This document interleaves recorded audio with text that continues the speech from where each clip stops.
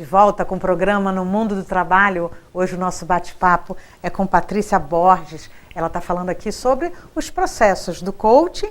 Ela é especialista em recursos humanos e nós terminamos o primeiro bloco falando dessa coisa, né? Do coaching de vida ou do coaching ligado ao esporte. E aí, na hora do intervalo, a gente estava aqui, claro, conversando, né? Falamos sobre o coaching também nas organizações. Mas, assim, uma dúvida que fica batendo aqui na minha cabeça. O coach, ele é um terapeuta? Não, na verdade, são trabalhos completamente distintos, né?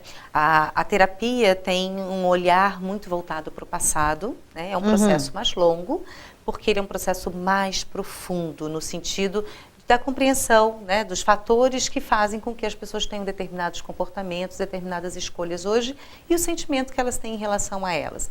O coach, ele faz um trabalho um pouco diferente. O olhar, ele é totalmente para o futuro.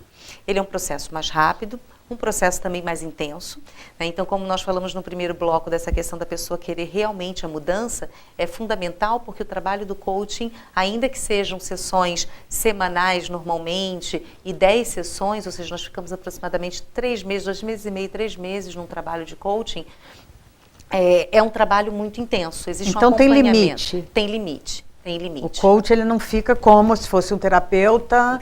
Por mais tempo, não. Existem alguns processos que levam 4 meses, Sim. Porque dependendo da necessidade pode ter uma variação, mas nada muito além disso, né? E o nosso objetivo é fazer com que a pessoa gere um nível de autonomia. Então, o processo de coaching, uma vez encerrado, ele se encerra, você pode até fazer alguns contatos futuramente, mas normalmente você não faz um novo processo de coaching. Por quê? No processo de melhoria contínua, que é a etapa final do coaching, é justamente para que esse coach, esse cliente, tenha um nível de autonomia maior. E aí, consequentemente, ele consiga trabalhar na sua própria autoavaliação, automotivação, redefinição de objetivos, porque os objetivos vão mudando, né? Depois de conquistar os primeiros objetivos, ele deseja próximos, novos objetivos, né? Prioridades também mudam, é natural. O plano de ação também tem que estar sempre sendo acompanhado, porque Sem pode dúvida. não dar certo. Sem dúvida, sem dúvida. E pode acontecer de surgirem situações não esperadas e que façam com que a gente precise mexer nesse plano de ação. Então, esse processo de melhoria contínua é fundamental. É fundamental. O que é assim mais trabalhado no coach? Ou o que é trabalhado no coach? Isso. Nós trabalhamos vários aspectos, né? Nós trabalhamos a questão do autoconhecimento, que é fundamental. As pessoas, normalmente, elas não conseguem claramente dizer quais são os seus pontos mais fortes, quais são os pontos que elas precisam desenvolver. Normalmente elas até falam mais daquilo que ela precisa desenvolver, mas a gente não tem muito uma cultura de valorizar o que nós temos de bom, o que nós fazemos de bom. Normalmente existe uma compreensão inadequada de que quando nós valorizamos aquilo que nós somos bons, a gente está sendo um pouco arrogante, pedante, e na verdade não é isso. A gente precisa ter clareza dos nossos talentos, até para saber trabalhar, utilizá-los bem. Então, a questão do autoconhecimento é muito trabalhada, a questão dos sabotadores, como eu disse no início, das crenças limitantes também. Muitas vezes nós sabemos qual é o nosso potencial, os nossos talentos, sabemos o que nós queremos, mas nós temos aquela vozinha interna que fica dizendo, mas você não vai conseguir. Mas tem pessoas que estão melhor preparadas. Isso vai dar um trabalho. Isso vai dar um trabalho. Então, são crenças limitantes e nós precisamos trabalhar nelas também. E as formas de trabalharmos a gestão do tempo, de sermos mais produtivos. E esse é um dos grandes problemas que nós temos na nossa vida, no nosso dia a dia e, sobretudo, no nosso trabalho. Né? Porque, normalmente, nós temos alguns comportamentos que nos impedem de sermos mais produtivos e fazermos uma melhor gestão do nosso tempo. E como é que é essa gestão do tempo? O que é urgente, o que é importante? Porque hoje a gente recebe toda hora, um WhatsApp, um e-mail, uma ligação, enfim. E aí vai passando o tempo, você tem uma atividade, né, para entregar. Como é que fica isso? É verdade. E o quanto isso nos sufoca, né? Porque, na verdade, a gente tem a sensação sempre de que a gente está cansado de pensar, de agir, até mesmo de se relacionar com os nossos familiares. Muitas vezes vem esse cansaço, cansado do trabalho, cansado do nosso dia a dia, às vezes até da nossa própria rua, da nossa casa. Então, isso gera um nível de estresse muito grande.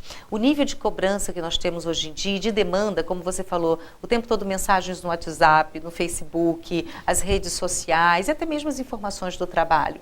Tem pessoas que trabalham com o celular da empresa, computador da empresa, então o nível de demanda é muito grande. Agora, o que nós normalmente fazemos é encontrar um culpado. Então, nós culpamos o nosso trabalho, culpamos o nosso cônjuge, o nosso namorado, os nossos filhos, né? Culpamos os nossos vizinhos, ao invés de ter uma outra postura, que é justamente respirar e entender o que está nos colocando nessa situação. O que nós estamos fazendo que está nos colocando nessa situação. Porque na nossa vida nós não somos meros coadjuvantes, nós somos os autores, os personagens principais da nossa vida. Então, de alguma forma, existe algo em nós que está colaborando para aquilo. E aí é que surge a questão do nosso comportamento. Então, gestão do tempo, essencialmente, é fazer essa autoanálise, entender que comportamentos em nós está ajudando, contribuindo para que aquilo aconteça e, sobretudo, observar por que nós estamos fazendo determinadas escolhas. E aí é que a questão do foco ela é fundamental. Porque se eu sei qual é o meu objetivo, se eu sei exatamente o que eu quero, eu faço escolhas melhores. Eu seleciono aquilo que vai me aproximar do meu objetivo e elimino aquilo que vai me afastar do meu objetivo. Então, quando nós falamos de gestão do tempo e de aumentar a nossa produtividade, é justamente isso. Clareza de objetivos, foco e boas escolhas. Isso é fundamental no processo de gestão do tempo e de aumento de produtividade. Você acha que isso ajuda, então, a diminuir essa pressão? Ou existem outros sabotadores que têm que ser analisados, que têm que ser pensados? Esse é um primeiro passo, né? Fazer essa avaliação e entender quais comportamentos em nós estão motivando isso. Por exemplo, um comportamento que nós temos muito comum em nós é nos cobrarmos demais. A gente se avalia o tempo todo, a gente se julga o tempo todo, a gente se condena o tempo todo, né? Então, nós já temos pessoas que normalmente fazem isso. Já faz essa análise. Já faz essa análise, muitas vezes até por um processo saudável, até na própria avaliação de desempenho das empresas e tudo mais.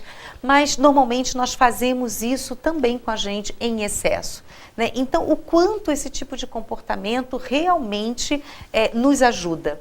Porque nós temos... Ou nos sabota. Ou nos sabota, nos prejudica, porque nós temos muitos talentos, isso é fato. Mas é natural que nós tenhamos também algumas características em nós que ainda precisam ser melhor refinadas, melhor trabalhadas, e é por isso que a gente busca sempre o nosso desenvolvimento. Então, muitas vezes, nós vamos tomar decisões, fazer escolhas com aquilo que nós temos naquele momento, com as informações que nós temos com aquele momento, ou usando o melhor de nós naquele momento. Então é importante que a gente também se sinta confortável com isso, né? Então o excesso de cobrança, ele faz com que a gente se cobre em sermos perfeitos, e às vezes aquele processo já aconteceu, você já tomou decisão, ou seja, não existe mais nada que possa ser feito em relação àquilo, e ainda assim a gente fica no decorrer do dia se cobrando a todo momento. Eu deveria ter sido melhor, eu deveria ter feito diferente, eu deveria ter feito de outra forma. Então, nós gastamos muito tempo nos avaliando, ao invés de nos concentrarmos naquilo que realmente é relevante. Isso, então, tem a ver com a gente aprender a dizer não? Sim, é um item, por exemplo, extremamente importante. A gente tem o hábito de estar sempre disponível. Por quê? Nós aprendemos que é adequado a gente colaborar com as pessoas, sim, ajudar todo mundo, ser, né, amigo, agradável, ser companheiro. Isso é verdade, a gente precisa ser assim. Mas, em exagero, estando sempre disponível, primeiro que as pessoas se acostumam com um comportamento que nós reproduzimos diariamente, né? Então, muitas vezes o que nós fazemos é, mas ele me pede coisa o tempo todo, mas se eu faço também o tempo todo, ele vai continuar pedindo, é natural. Então, nós precisamos observar quais são os comportamentos que nós temos que está provocando aquela reação no outro também. Então, muitas vezes nós vamos precisar sim dizer não. Mas como que é mais fácil dizer não? Que às vezes é uma dificuldade que a gente tem, que dói, né? A gente se cobra ser uma pessoa boa, uma pessoa amigável, colaborativa. Quando nós temos clareza daquilo que é importante de ser feito, do que vai realmente me aproximar do que eu busco, dos meus objetivos, aí fica mais fácil dizer não. Sem dúvida. Olha, hoje o nosso bate-papo é com a Patrícia Borges. Ela é coaching, é especialista em recursos humanos. Você não vai embora não, porque nós vamos para um rápido intervalo. Voltamos já já com a Patrícia.